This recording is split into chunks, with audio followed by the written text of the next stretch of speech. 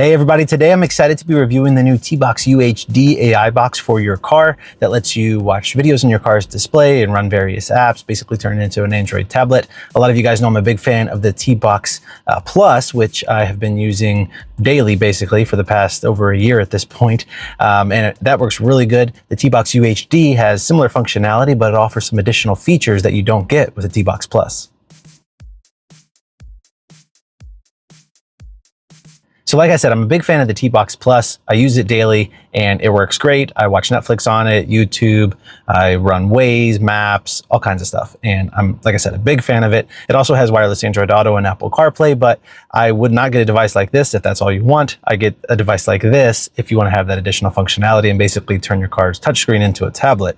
Well, the TBox UHD builds on the TBox Plus functionality with adding an HDMI port, so you can actually connect it to maybe an in-vehicle like rear entertainment system, which is really cool, or a TV if you want to put a TV in the back or something like that.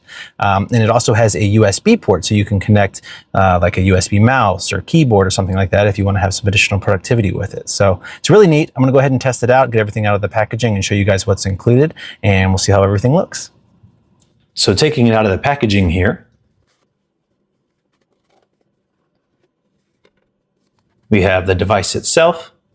You can see the USB-C port and SIM and memory card slots. On the other side, we have a USB-A port. And under here, we have a mini HDMI output. And yeah, it's nice and compact and it looks good.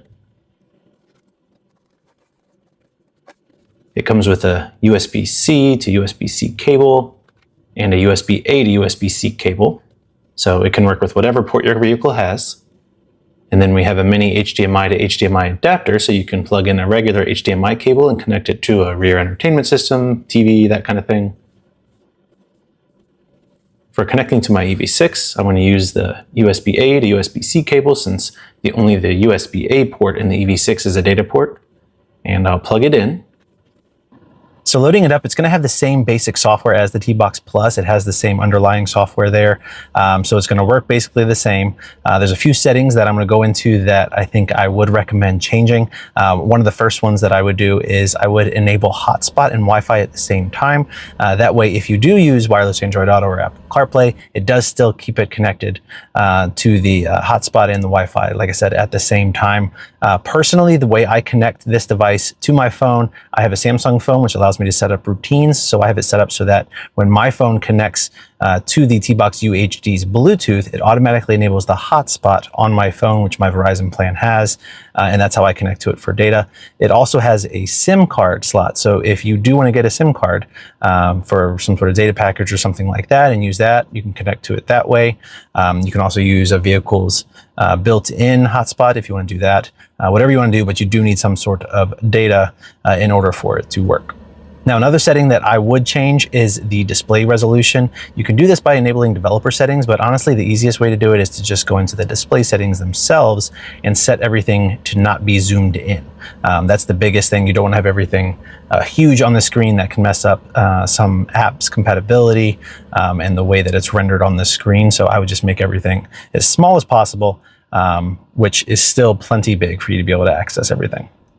Now, one thing I do like about the TBox UHD that the TBox Plus does not have in its current software is the ability to set presets, split screen presets. So if you go into the other settings and then you put in code 121212, it takes you to the preset menu where you can select a split screen, whatever ratio you want to do. I personally do like a 40%, 60% ratio, and you can set it up with maybe a navigation app and a video app or whatever you want to do. So I personally would go in and do that. That makes it really easy and convenient to open up multiple things there. And I set it up to where I have like YouTube and Waze, or YouTube Music and Waze, Max and Waze, that type of thing. One thing I will say, this device does let you watch videos while the vehicle is moving, which is not safe. Don't do that if you are driving. The only time I see this being beneficial is if you have maybe family in the car and you're going on a long road trip. It can be good to have videos playing, but check your local laws. Don't drive with video in view of the driver, because that is illegal in most places that I'm aware of. Now, again, one of the big benefits of this is that you can connect it to an HDMI input device like a monitor or TV or something like that. So when you connect it, basically it takes the screen that is displayed on the vehicle's touchscreen and has it displayed on the device itself. So here you can see I have a little TV in my car that I brought in here just for testing, and I'll go ahead and open up Netflix, and this is how it displays in the car and on the TV itself. It does allow you to have audio going from the vehicle as well as the device, so the TV can play audio, the car can play audio, you can mute one or the other, whichever one you prefer. But it does work really well just to mirror what is on the screen on the HDMI device. And I can see this coming in handy if you have a rear entertainment system in your car. Maybe you go somewhere and you have to stop for a little while and rest, and you want to just have a video playing. Maybe you have an EV like I do, and you're going to go charge for 20, 30 minutes. This is a good thing to have to where you can have videos playing for you as well as the passengers in the back if you have that rear entertainment system.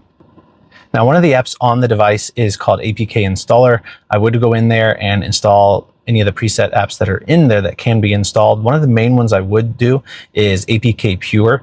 This allows you to get around some of the Google Play Store restrictions. Most apps you can download directly from the Google Play Store, but there are some you can't, like Disney Plus. If you get the APK Pure app, though, you can download Disney Plus and other apps without having the restrictions that the Google Play Store has. That's how I was able to get Disney Plus on here, is using the APK Pure app. Another tip I have is that the BT phone app, Bluetooth phone app, is what you're going to want to use to make phone calls when you're connected to your phone via Bluetooth. You don't want to use the phone app that's built into it unless you have a calling plan with the SIM inserted in the device. You want to use that BT phone app, and it works just like how a regular car connects to your phone via Bluetooth. You can see your contacts, you can see recent calls, and you can dial by whatever number you want to do. And again, it just works just like a normal Bluetooth vehicle app would when it's connected to your phone to make phone calls. Now, do I recommend this over the TBox Plus? That's going to be up to you. If you find the HDMI output to be beneficial, if maybe you have a rear entertainment system or you see yourself using it in a different way, that's something that you definitely want to make sure you take into account, as well as that USB-A port where you can connect things that way. If you don't plan on using that stuff, to be honest though, probably just want to stick with the TBox Plus. Like I said, it works great. It's got the same basic software and hardware. This one, the TBox UHD, does have a little bit faster processor, but it's not drastically different. It doesn't really change the experience much. Both of them are offered with 8 gigs of RAM and 128 gigs of internal storage. The TBox UHD does allow you to have a memory card with up to 512 gigs of storage, I believe, where the TBox Plus maxed out at 256 gigs. But either way, it's going to be basically the same experience that you get on the two. The TBox UHD does cost a little bit more, but honestly, both of them are pretty inexpensive. My promo code TechJeff20 at AutoKitCarPlay.com, which I do recommend AutoKitCarPlay.com. They've been great to work with for me as well as many other people. There's a lot of different resellers out there for Carlinkit products, and unfortunately, a lot of them do not have good customer service. AutoKitCarPlay.com, like I said, has been really great for me. It might take them a day to get back to you, but they are thorough in their explanations, and they've helped, like I said, a lot of people there. And they also have really good pricing. So like I said, promo code TechJeff20 saves you 20% off of their already solid pricing, which with the functionality that you get is a really solid deal.